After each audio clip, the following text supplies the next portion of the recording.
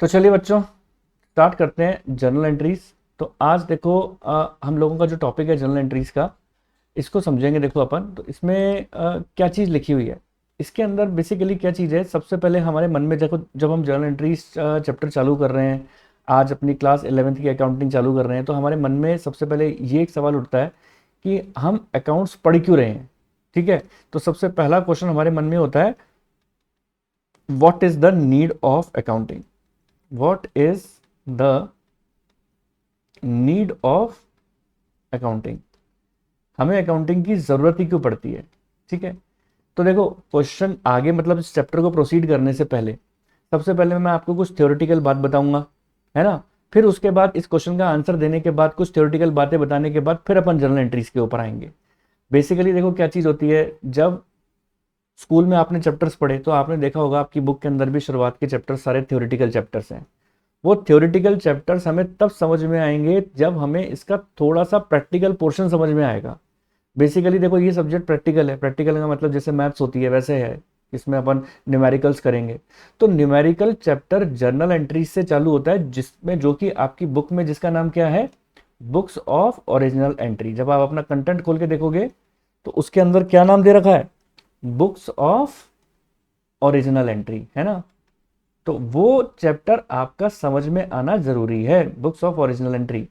जब तक ये चैप्टर समझ में नहीं आएगा, शुरू में intro to accounting, theoretical basic accounting terms, ये आपको समझ में आना थोड़ा मुश्किल हो जाती है। तो बुक्स ऑफ ओरिजिनल एंट्री यानी जर्नल समझेंगे ताकि आपको इसके टर्म्स समझ में आने लगे, और फिर अपन थ्योरी पढ़ेंगे, आपको सारी बातें क्लियर हो जाएंगी। तो चलिए, तो सबसे पहला मेरा जो सवाल है इसके ऊपर है कि अगर चैप्टर को प्रोसीड करें तो सबसे पहला मेरा सवाल है, what is the need for accounting, हमें अकाउंटिंग की जरूरत क्यों पड़ी। तो देखो बच्चों, अगर मैं आपसे बात करता हूं तो हमारा जो बिजनेस है ना, बिजनेस हमारी सोसाइटी में चलता है। ठीक है, सोसाइटी, सोसाइटी क्या चीज़ है, जहाँ पे हम रहते हैं। अब देखो, जहाँ पर आप रहते हो वहाँ पर दो स्केल के बिजनेस होते हैं। ठीक है, टू स्केल ऑफ बिजनेस होते हैं वहाँ पर बेसिकली। एक होता है स्मॉल स्केल का बिजनेस, स्मॉल स्केल का बिजनेस, और एक होता है लार्ज स्केल का बिजनेस। अब इन दोनों में मैं आपको क्या कंपैरिजन करवाऊंगा, स्मॉल स्केल के अंदर और लार्ज स्केल के अंदर। फिर आपको ये बात पता लगेगी, अच्छा ये वजह थी क्या कि जो हमें अकाउंट्स की जरूरत पड़ी। तो ये देखो, पहले मैं बात करता हूँ स्मॉल स्केल के बिजनेस की। ठीक है, तो अगर मैं स्मॉल स्केल के बिजनेस की बात करूं तो अब आप देखो, ऐसा देखो आप इसको कि फॉर एग्जाम्पल मैं ले लेता हूं एक वेजिटेबल सेलर। ठीक है, एक एग्जांपल ले लेता हूं, वेजिटेबल सेलर। अब वेजिटेबल सेलर दो तरीके के होते हैं, एक स्मॉल स्केल के भी होते हैं और एक लार्ज स्केल के भी होते हैं। अब आप बोलोगे सर कैसे। देखो, स्मॉल स्केल का तो वेजिटेबल सेलर कौन है, जो आपकी गली के बाहर सब्जी का ठेला लगाता है, वो स्मॉल स्केल का वेजिटेबल सेलर है। ठीक है, अब वो क्या काम करता है, वो उसका काम क्या है, उसका काम यह है कि रोज सुबह मॉर्निंग में 4 बजे उठेगा, 4 AM, बड़ी सब्जी मंडी में जाएगा। सब्जी मंडी मतलब जो वेजिटेबल मार्केट, जो बड़ी वाली वेजिटेबल मार्केट होती है, वहां जाता है, सब्जी खरीद के आता है, आलू प्याज टमाटर भिंडी, है ना, ये सारी चीज़ें खरीद के आता है। और एग्जाम्पल के तौर पे वो मान के चलो आलू खरीद के आया 20 रुपए किलो, और उसका टारगेट ये होता है कि जब वो आके आपकी गली के बाहर जब ठेला लगा के बेचेगा, तो उस 20 रुपए किलो जो आलू हैं उसको 20 रुपए किलो से ज़्यादा में बेचे ताकि उसको प्रॉफिट हो जाए। एक गली के अंदर तो आवाज़ लगाएगा 25 रुपए किलो, ठीक है, आलू 25 रुपए किलो ले लो, आलू 25 रुपए किलो ले लो। वहीं दूसरी गली में आवाज़ लगाना चालू करेगा, अगर किसी ने खरीदा नहीं तो आलू 22 रुपए किलो ले लो। है, ऐसा क्यों करता है, उसको ये बात पता है कि मेरी कॉस्ट जो आई है वो 20 रुपए किलो आई है, मैंने 20 रुपए से ऊपर में बेचना है इसको। 25 रुपए किलो बेच देगा या 22 रुपए किलो बेच देगा, तब भी उसको प्रॉफिट होगा, है ना। अब आप सब्जी वाले के पास सब्जी खरीदने जाते हो, ठीक है, आप उसको पैसे देते हो, उसने आपको मान लो 25 रुपए किलो बोला, 1 किलो आपने आलू खरीदे, तो आपने उसको 25 रुपए पकड़ाए, 1 किलो आलू लेकर चल दिए घर पे। अब वो कोई अपने खाते बनाने नहीं बैठ जाएगा, खाते मतलब अकाउंट्स मेंटेन करने नहीं बैठ जाएगा कि मैंने इसको इतने रुपए का बेचा, मैंने उसको इतने रुपए का बेचा, ऐसा कुछ नहीं करता। बस वो पैसे रखता है और अपना ठेला लेके आगे चल देता है। ऐसा क्यों करता है? क्योंकि उसका स्केल ऑफ बिजनेस स्मॉल है, छोटा है। उसको दिमाग में याद है कि कौन सी चीज कितने रुपए किलो खरीद के आया हूं और मुझे कितने रुपए किलो में बेचनी है। तो उसको दिमाग में रखने की जरूरत नहीं है, ये सब चीजें याद है उसको सब। और एग्जांपल देता हूं देखो आपको, अब जैसे मान के चलो मेरे पास, मैंने नया नया ट्यूशन सेंटर खोला, ठीक है। अब नया नया अगर मान लो ट्यूशन सेंटर मैंने खोला तो मेरे पास 4 बच्चे आते हैं, ठीक है, 4 स्टूडेंट आते हैं। तो किस बच्चे से मैंने कितने रुपए फीस ली, ठीक है, ये मुझे याद है। हर महीने मैंने कितने किस बच्चे से कितने रुपए फीस ली, मुझे सब याद है। अगर मेरे पास 400 बच्चे आते हैं तो क्या मेरे को याद रहेगा? याद नहीं रहेगा ना। तो वही बात यहां पर है, अगर आपका स्केल ऑफ बिजनेस स्मॉल है तो आपको किसी भी तरीके से कोई अकाउंट्स मेंटेन करने की जरूरत नहीं पड़ती, किसी तरीके से याद रखने की जरूरत, मतलब आपको खुद ब खुद सब चीजें याद रहती हैं। कुछ अकाउंट्स मेंटेन करने की जरूरत नहीं है कि हाँ मैंने ये चीज इतने रुपए किलो में बेची है, या ये चीज इतने रुपए किलो में बेची है, ये चीज इसको इतने रुपए में बेची है। ना तो वो आपका इससे, देखो आप उससे आलू खरीद के आए तो ना तो उसने आपसे आपका कोई नाम पूछा, कुछ भी नहीं पूछा आपसे, कोई खाते मेंटेन नहीं किए, बस उसने पैसे रखे और चल दिया। रात को आके घर पे आके वो देखेगा कि मेरी पूरी सब्जियां बिक गई हैं पूरे ठेले पर, अब मेरे को कितना कलेक्शन हुआ है। एग्जाम्पल के तौर पे 5,000 रुपए का सब्जियां लेकर आया था वो, टोटल सब्जियां।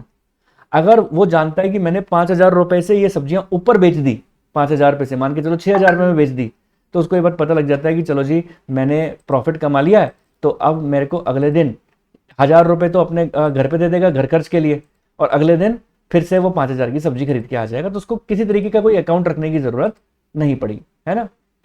अब देखो मैं लार्ज स्केल के सेलर की बात करता हूं, अब इसकी बात देखना जरा। लार्ज स्केल का सेलर कौन है? जैसे कि वेजिटेबल सेलर, जैसे आपको बात बताता हूं, रिलायंस इंडस्ट्रीज लिमिटेड की बात करता हूं, रिलायंस फ्रेश, है ना। रिलायंस फ्रेश कैसे है? एक लार्ज स्केल का सेलर है। अब उसके देखो कितने सारे आउटलेट है रिलायंस फ्रेश के, हर आउटलेट पे कितनी सारी सब्जियां आती हैं, है ना। अब आप अपने शहर में ही देख लो, अगर रिलायंस फ्रेश के आउटलेट होंगे तो कितने सारे होंगे, पूरे इंडिया में कितने सारे होंगे, है ना। तो वहां पर अब ये रिलायंस कंपनी किसकी है? मुकेश अंबानी। अब एक बात बताओ, मुकेश अंबानी एक बहुत बड़ा व्यापारी है, बहुत बड़ा मुकेश अंबानी। अब क्या मुकेश अंबानी को बैठे हुए ये थोड़ा पता है कि मेरे उस आउटलेट पे कितने की सब्जी बिक्री है, या दूसरे नंबर के आउटलेट पे कितनी बिक्री है, या तीसरे नंबर पे कितनी बिक्री है, या दिल्ली वाले आउटलेट पे कितनी बिक्री है, या राजस्थान वाले आउटलेट पे कितनी बिक्री है, या हैदराबाद वाले आउटलेट पे कितने की सब्जी बिक्री है? उसको पता नहीं है। उसने अपने हर आउटलेट पे एक मैनेजर बैठा रखे, वो हर मैनेजर हर चीज को मेंटेन करते हैं, मैनेज करते हैं, और हर मैनेजर ने अपने नीचे क्या बना रखा है? अकाउंटेंट रखे हुए हैं। अकाउंटेंट मतलब जो इस चीज को के खाते रखते हैं, इस चीज के अकाउंट्स मेंटेन करते हैं। इस आउटलेट पे कितने की सब्जी आई है, इस आउटलेट पे कितने की सब्जी आई है, इस आउटलेट पे कितने की सब्जी आई है, ये मेंटेन करके रखते हैं वो सारे, कितने की सब्जी आई है और कितने की बिक रही है, ये सब वो मेंटेन करके रखते हैं। कौन?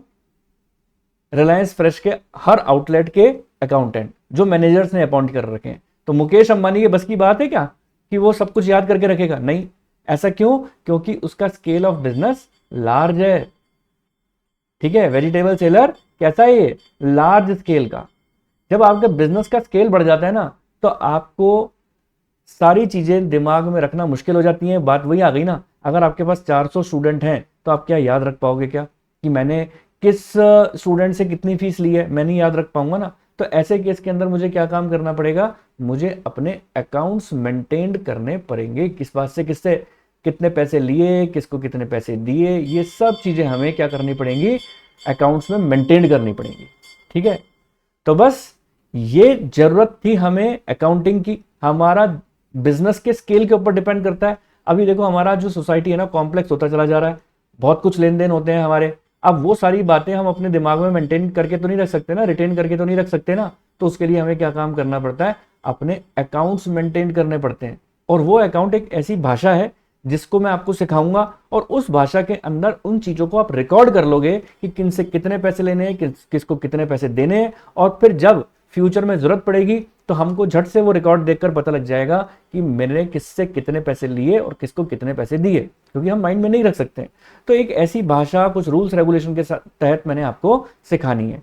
जैसे देखो, मैंने ये थोड़े से डायग्राम बना के और बातों को आपको समझाया ना, तो बस मैंने ये अकाउंटिंग भी आपको ऐसी डायग्राम बना बना के ही सिखानी है। अब देखो, बेसिकली मैं आपको बात बताता हूं कि देखो, किसी भी चीज को सीखने की कोई स्टेजेस होती हैं। अब एग्जाम्पल के तौर पे मैं बात बताऊं कि मान के चलो, अगर मैं आपसे पूछता हूं कि आप कहाँ रहते हैं, ठीक है, मेरा स्टूडेंट से मैंने बोला कि भाई आप कहाँ रहते हैं, ठीक है, तो आप मुझे अपने तक पहुंचने के लिए क्या बोलते हो कि सर देखो मैं इंडिया में रहता हूं, है ना, मैं इंडिया के अंदर फॉर एग्जाम्पल राजस्थान में रहता हूँ, ठीक है। अब राजस्थान के अंदर मैंने पूछा कहाँ रहते हो, तो आप बोलोगे सर मैं राजस्थान में जयपुर में रहता हूँ। अब जयपुर में कोई ना कोई आपकी जो है कोई ना कोई आपका एरिया होगा, उस एरिया का नाम बताओगे और अपना प्लॉट नंबर बताओगे, है ना। एक एग्जाम्पल दिया मैंने। अब वही बात होती है ना, आप तक पहुंचने के लिए मैंने एक प्रोसीजर को फॉलो किया। सेम बात यहां पर होती है, अगर मैं कोई भी कंपनी है, अगर उस कंपनी का बोलूं कि आप इस कंपनी का प्रॉफिट निकालो, for example Reliance industries limited है, अगर मैं बोलूं कि रिलायंस इंडस्ट्रीज लिमिटेड का प्रॉफिट निकालो, तो आप बोलोगे सर मजाक थोड़ी ना है कि ऐसे ही प्रॉफिट निकालो, आपने बोल दिया और मैंने निकाल दिया। तो प्रॉफिट निकालने का क्या तरीका है, क्या प्रोसीजर है? सबसे पहले हम रखते हैं अपनी जर्नल एंट्रीज। ये प्रोसीजर है, देखो मैं बताता हूं कैसे।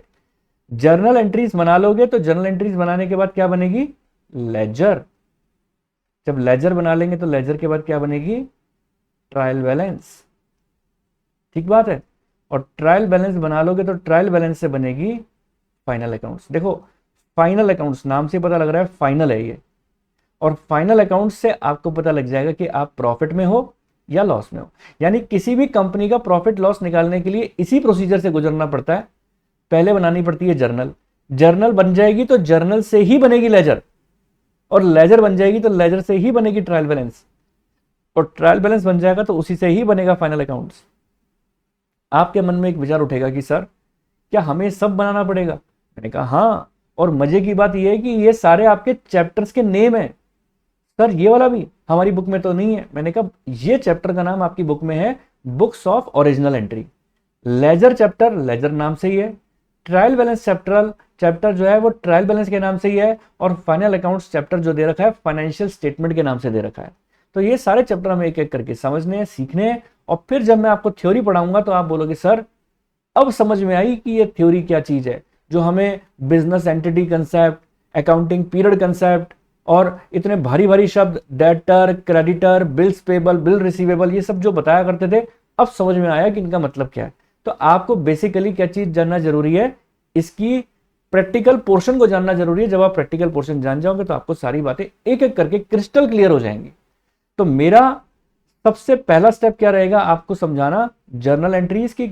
हम कोई भी लेन देन करते हैं तो उस लेन देन को हम किस तरीके से करते हैं, ठीक है। तो उम्मीद करता हूं यहां तक की बात आपको अच्छी तरह समझ में आई होगी। अब देखो बच्चों, अब सवाल देखो यहां पर उठता है कि हमने जर्नल एंट्रीज को समझने के लिए क्या चीज समझना जरूरी है। सबसे पहले आप कोई भी लेन देन को रिकॉर्ड करते हो, ठीक है, तो सबसे पहले आपको ये समझना जरूरी है कि अकाउंट्स कितने तरीके के होते हैं। तो आप ऊपर अपर हेडिंग डालेंगे क्लासिफिकेशन, आप मेरे साथ साथ कॉपी करेंगे सभी बच्चे, क्लासिफिकेशन ऑफ अकाउंट्स, ठीक है, क्लासिफिकेशन ऑफ अकाउंट्स को ऊपर हम हेडिंग डालेंगे, ठीक है। अब देखो ये जो अकाउंट्स है ना, तीन तरीके के होते हैं। हमारे अकाउंट्स को तीन तरीके से क्लासिफाई किया गया है, पर्सनल, रियल, नॉमिनल, ठीक है। तो पर्सनल, रियल और नॉमिनल। तो सबसे पहले मैं बात करता हूं पर्सनल की। पर्सनल अकाउंट होता है। अब पर्सनल अकाउंट में कौन कौन से अकाउंट आते हैं? पर्सनल अकाउंट में दुनिया भर के नाम आते हैं, ऑल नेम्स, फिर चाहे राम, श्याम, सीता, गीता, धीरज, और आपका भी अगर कोई नाम है तो आपका भी नाम इसके अंदर ही आएगा। अच्छा, तो सर मतलब सारे दुनिया भर के नाम पर्सनल अकाउंट होंगे? मैंने कहा हाँ सर। और मैंने कहा दुनिया में जितने भी बैंक हैं वो सारे बैंक आपके पर्सनल अकाउंट हैं, जैसे कि state bank of India, Punjab national bank, sir ICICI bank, मैंने कहा बिल्कुल, सर एक्सिस बैंक, मैंने कहा बिल्कुल, सर सिटी बैंक, मैंने कहा बिल्कुल। जो भी बैंक के नाम आपके मन में आ रहे हैं, दिमाग में आ रहे हैं, वो सारे बैंक आपके पर्सनल अकाउंट है। किसी भी कंपनी का नाम होता है तो भी पर्सनल अकाउंट होगा, जैसे कि एयरटेल, जैसे कि रिलायंस, टाटा, ये सारे भी आपके कंपनी के नेम भी पर्सनल अकाउंट होते हैं। और एक चीज और बच्चों, पर्सनल अकाउंट होती है कैपिटल। अब आप बोलोगे सर ये कैपिटल क्या होता है? देखो वैसे मैं सरसरी तौर से बात बता देता हूँ कैपिटल क्या होता है, लेकिन इसके बारे में डिटेल डिस्कशन करेंगे। जब मैं इसका एक एग्जाम्पल पढ़ाऊंगा तब आपको समझ में आएगा कि ये पर्सनल अकाउंट क्यों होता है। हालांकि मैं आपको एक बात बता दूं कि कैपिटल वही चीज है जो आप बिजनेस में जब फर्स्ट टाइम पैसा इन्वेस्ट करते हो तो तब वो कैपिटल कहलाता है। हालांकि ये पर्सनल क्यों है ये मैं आपको समझाऊंगा जब इसका एग्जाम्पल लूंगा, ठीक है। चलिए बच्चों, अब हम बात करते हैं रियल अकाउंट की। अब देखो रियल अकाउंट क्या चीज है। देखो रियल अकाउंट क्या चीज है, रियल अकाउंट के अंदर आती हैं बेसिकली दो कैटेगरीज आती हैं, एक आता है गुड्स और एक आता है इसके अंदर एसेट्स। एक आते हैं गुड्स और एक आते हैं एसेट्स। तो देखो गुड्स क्या चीज होती हैं, गुड्स होता है जिसको हम रीसेल पर्पस के लिए, रीसेल पर्पस के लिए खरीदते हैं वो गुड्स होता है। और जिसको हम अपने रीसेल पर्पस के लिए नहीं खरीदते, अपने बिजनेस को एग्जीक्यूट करने के लिए खरीदते हैं, वो एसेट्स कहलाती हैं। अब आप बोलोगे सर कैसे? मैं एक एक चीज बताऊंगा आपको। पहले लिख लो गुड्स के कौन कौन से पार्ट हैं। गुड्स के पार्ट हैं परचेज, सेल्स, ठीक है, परचेज रिटर्न, परचेज रिटर्न और डी सेल्स रिटर्न। यानी आपने गुड्स को परचेज किया, आपने गुड्स को सेल किया, आपको आपने गुड्स परचेज किया परंतु पसंद नहीं आया, आपने रिटर्न कर दिया, वो भी गुड्स का ही पार्ट है। आपने किसी को बेचा, उसको पसंद नहीं आया, उसने रिटर्न कर दिया, वो भी गुड्स का ही पार्ट है। अब एसेट्स क्या होती हैं? जो हम खरीदते हैं परंतु रीसेल पर्पस के लिए नहीं। जैसे मान लो आपने अपने बिजनेस के अंदर कोई मशीन खरीदी, आपने कोई बिल्डिंग खरीदी, ठीक है, कोई जमीन खरीदी, आपके पास पड़ा हुआ, आप इवन आपका कैश भी आपकी एसेट है, एंड मेनी मोर, बहुत कुछ होते हैं। वो तो जैसे जैसे क्वेश्चन आएगा आप उसका नेचर देखकर समझ लेंगे कि क्या एसेट्स हैं क्या गुड्स हैं, है ना। हालांकि एक छोटा सा एग्जांपल मैं आपको और दे देता हूं, डायग्राम से समझाने की कोशिश करता हूं कि ये एसेट्स क्या है, गुड्स क्या है। देखो गुड्स क्या चीज होती है, गुड्स होती है रीसेल पर्पस के लिए और एसेट रीसेल पर्पस के लिए नहीं होती। अगर देखो मैं इसको एग्जांपल लेके बात समझाऊं तो एसेट्स का एग्जांपल देता हूं। मैंने बताया एसेट्स नॉट फॉर रीसेल। क्या बताया? Assets not for resale. इसको समझने के लिए देखो, इसका नेचर समझने के लिए हम एक एग्जांपल लेते हैं। एग्जांपल देखो ये है कि जैसे कि मान के चलिए ये है आपका घर, ठीक है, आपके घर के बाहर से ये रोड गुजर रही है, ठीक है, और आपके घर के बाहर से मैं गुजर रहा था, और गुजरते गुजरते गुजरते गुजरते मैंने देखा कि हैं ये तो मेरे स्टूडेंट का घर है, मिस्टर स्टूडेंट।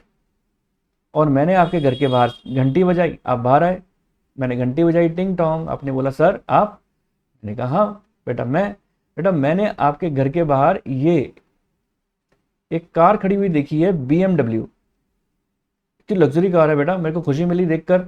तो मैंने सोचा कि क्यों ना मैं आपसे पूछ लूं कि क्या ये आप ही ने खरीदी है? हाँ सर। आपने बोला सर मैंने खरीदी है, पापा ने मेरे को बर्थडे गिफ्ट दिया है, बर्थडे गिफ्ट दिया है मुझको। तो मैंने कहा बेटा बहुत सुंदर कार है ये। तो आपने मुझे घर के अंदर बुला लिया और अपनी मम्मी को क्या बोला, मम्मी मेरे सर के लिए आप चाय नाश्ता बनाओ, मेरे सर आए हैं, ठीक है। तो इतनी देर में मैंने आपसे ये बात पूछी, देखो घर में सब तैयारियां कर रहे हैं वैष्णो देवी जाने की, आपकी नई नई कार आई है और वैष्णो देवी जाने का प्रोग्राम बना रहे हैं, और घर में सब खुशियों का माहौल है और सब सोच रहे हैं कि जी चलो जी वैष्णो देवी के दर्शन करे आएंगे। तो मैंने पूछ लिया भाई आपसे कि भाई कहाँ जा रहे हैं सब? आपने बोला सर नई कार आई है तो वैष्णो देवी के दर्शन करने जा रहे हैं। और मैंने कहा बेटे बहुत बढ़िया है, जगह तो बहुत बढ़िया, मेरी भी फेवरेट जगह है, और इतनी पावन जगह, इतनी पवित्र जगह जा रहे हो गाड़ी लेके, तो ये तो बहुत अच्छी बात है। तो घर में जब खुशियों का माहौल था, छोटा भाई भी पैकिंग कर रहा है, मम्मी भी पैकिंग कर रही हैं, तो मैंने आपसे इतनी देर में पूछ लिया कि सुनो बच्चे सुनो, अपनी कार बेचोगे? तो वहीं पर ही आपको क्या होगा, गुस्सा आएगा मेरी बात सुन के। गुस्सा क्यों आएगा आपको? आपको लगेगा कि सर मेरे घर में सब वैष्णो देवी जाने का प्रोग्राम बना रहे हैं, मेरी न्यू कार आई है और आप मेरे से बात पूछते हो कि कार बेचोगे। आप अपशगुनी की बातें करते हो सर।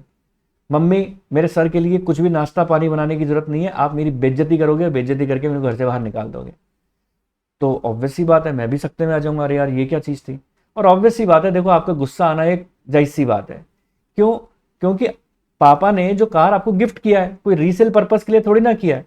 तो जब कोई भी एसेट हम खरीदते हैं जिसके पीछे हमारा इंटेंशन उसको बेचना नहीं होता, तो फिर वो आपकी क्या कहलाती है? आपकी एसेट्स कहलाती है। अगर यही मैं एग्जांपल आपको गुड्स का दूं, तो अब गुड्स के रिगार्डिंग देखो क्या होगा। गुड्स पर्पस क्या होता है? रीसेल का होता है। अब आप कभी भी कंफ्यूज हो तो आप इस एग्जांपल को समझना, सोचना, तो अपने आप आपका सारा फंडामेंटल क्लियर हो जाएगा कि ये गुड्स है कि ये एसेट्स है। अब आप देखो कि कल को मान लो ये है आपका घर, सेम एग्जांपल लूंगा लेकिन सिचुएशन थोड़ी बदल जाएगी। कैसे? आपके घर के बाहर मैं गुजर रहा था और गुजरते गुजरते गुजरते गुजरते मैंने देखा कि अच्छा मिस्टर स्टूडेंट का घर। तो आपके घर के बाहर घंटी बजाई, आप बाहर आए, हैं सर आप? मैंने कहा हाँ। सेम कहानी रिपीट। तो मैंने कहा बच्चा आपके उस दिन तो आपके घर के बाहर एक कार थी, आज तो आपके घर में 5-5 कारें खड़ी हुई हैं। ठीक है? तो अब मैं भी इतना मतलब हैरान हुआ कि भाई 5-5 कारें, कि 5-5 कारें पापा ने गिफ्ट की हैं क्या? तो आपने बोला नहीं सर, 5 कारें पापा ने गिफ्ट नहीं की, मेरे पापा ने नया शोरूम खोला है, शोरूम। ये सारी BMW अब उस शोरूम पे जा रही हैं। मैंने कहा अच्छा, ये तो बहुत बढ़िया बात है बच्चे। तो सर बस आज शाम को आई है, कल सुबह जा रही हैं। और मैंने आपको क्या बात बोली? मैंने आपको बोली बेटा देखो ये आपकी 2 कारें जो है ना, ये मुझे बहुत पसंद आ रही हैं, ये वाली 2 कारें। ये कितने की हैं? आपने अपने पापा से पूछ के मुझे अमाउंट बताया, और मैंने चेकबुक निकाली अपनी जेब से, चेकबुक निकाली और उस पर अमाउंट भरा और आपको दे दिया चेक, और बोला कि ये 2 कारें जो है ना, ये मेरे घर भिजवा देना, है ना। तो इतनी देर में मैं ये बोल के चल दिया, अभी तो मैं गली के नुक्कड़ पे भी नहीं पहुंचा था कि आप तो डांस करना चालू हो गए। अरे वाह चलो बहुत बढ़िया है, कारें बिक गई, कारें बिक गई, है ना। और मुझे आवाज लगा कि आपने बोला सर नाश्ता पानी तो कर जाते। लेकिन मैंने बोला नहीं बेटे, नाश्ता पानी फिर कभी, लेकिन पहले तो आपने मेरी बेइज्जती करके बाहर निकाल दिया, और अब मेरे को डांस कर रहे हो और साथ में ये और कह रहे हो कि नाश्ता पानी कर जाते। ऐसा इतना खुश क्यों हुए? वो खुश होने के पीछे कारण यही है क्योंकि पापा ने जो गाड़ियां खरीदी हैं उनका पर्पस क्या है? For resale. लेकिन पहले क्या था? Not for resale. अब रीसेल पर्पस के लिए खरीदा है, यानी खरीदने के पीछे इंटेंशन उसको बेचना है। खरीदने के पीछे अगर उसको इंटेंशन बेचना है तो ऐसे केस के अंदर वो आपकी क्या बन जाएगी? ऐसे केस के अंदर वो आपकी गुड्स बन जाएगी, अगर इंटेंशन रीसेल है तो उम्मीद करता हूं आपको एसेट्स और गुड्स के बीच में डिफरेंस समझ में आया होगा। तो चलिए बच्चों, अब देखो ये बात हमें समझ में आ चुकी है, एसेट्स और गुड्स का डिफरेंस, है ना। तो हमें बात क्लियर हो गई पर्सनल अकाउंट किसे कहते हैं और हम रियल अकाउंट किसे कहते हैं। अब हम बढ़ेंगे किसके ऊपर? अब हम बढ़ेंगे अपने नॉमिनल अकाउंट की तरफ। तो देखो बच्चों ध्यान रखना जरूरी है, नॉमिनल अकाउंट के अंदर जितने भी एक्सपेंस हैं, जितनी भी इनकम्स हैं, वो सारी आती हैं। अब अगर आप मुझे बोलो कि सर जितने भी एक्सपेंस है सबकी लिस्ट लिख दो, जितनी भी इनकम है सबकी लिस्ट लिख दो, तो जितने भी दुनिया भर के एक्सपेंस हैं उनकी सबकी लिस्ट लिखना मुश्किल है। जितने भी इनकम्स हैं उनकी सारी सबकी लिस्ट लिखना बहुत मुश्किल है।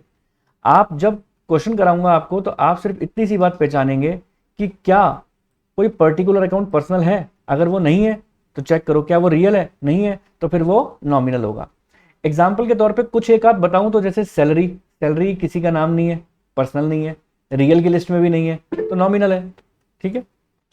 अब देखो, अब इसके अंदर सैलरी हो गई, कोई भी मतलब आप अगर आप एक्सपेंस की बात करो तो वो सारे एक्सपेंस इसके अंदर आ जाएंगे। ठीक है, जैसे सैलरी हो गई और आपके क्या कहते हैं वेजेस हो गई, है ना। और अगर इनकम की बात करें तो इंटरेस्ट की इनकम हो गई, कमीशन हो गया, और भी भाई कई सारी लिस्ट होती हैं इसकी। जब अपन क्वेश्चन करेंगे तो क्वेश्चन से आपको और सारी लिस्ट क्लियर हो जाएंगी। तो अभी हम सबसे पहले किस चीज़ की बात करने जा रहे हैं? अभी हम सबसे पहले बात करने जा रहे हैं पर्सनल अकाउंट के नियम की, रियल अकाउंट के नियम की और नॉमिनल अकाउंट के नियम की। ठीक है, पर्सनल, रियल और नॉमिनल अकाउंट के नियम को देखेंगे। चलिए तो देखो, तो मैं नियम लिखना स्टार्ट करता हूँ, फिर कुछ क्वेश्चंस कराऊंगा, आपको बातें मेरी समझ में आ जाएंगी, है ना। तो चलो पर्सनल अकाउंट का नियम लिखते हैं। पहले मैं पर्सनल अकाउंट का नियम लिखूं तो आपसे भी अगर वहाँ पे पूछा जाएगा एग्जाम में तो आप पर्सनल अकाउंट का नियम क्या बताएंगे? पर्सनल अकाउंट में आप जानते हो कोई ना कोई पर्सन है, तो कोई भी पर्सन या तो पाने वाला हो सकता है या देने वाला हो सकता है, तो आप क्या बोलोगे, डेबिट द रिसीवर।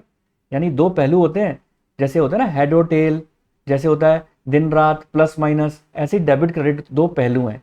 तो एक अकाउंट को आपको डेबिट करना होता है, एक अकाउंट को आपको क्रेडिट करना होता है। ये क्वेश्चन के थ्रू मैं आपको और क्लियर कर दूंगा। डेबिट द रिसीवर,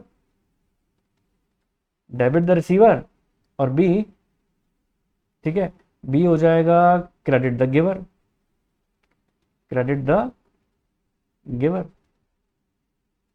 यानी अगर मैं हिंदी में इसका मतलब लिखूं तो हिंदी में मतलब है पाने वाला व्यक्ति, पाने वाला कोई भी पर्सन अगर कुछ पा रहा है तो पाने वाला व्यक्ति हो जाएगा डेबिट। कोई भी पर्सन अगर किसी भी चीज को कुछ पाता है, पैसे पा सकता है, गुड्स पा सकता है, एसेट्स पा सकता है, कुछ भी पाता है, अगर कोई भी पर्सन पाने वाला व्यक्ति है तो उसको आप डेबिट कर दो, है ना।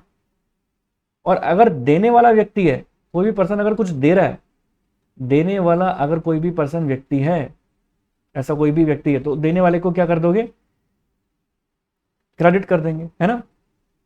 हालांकि अप्लाई कैसे करना है वो भी आपको बात समझ में आएगी जब मैं क्वेश्चन कराऊंगा, है ना।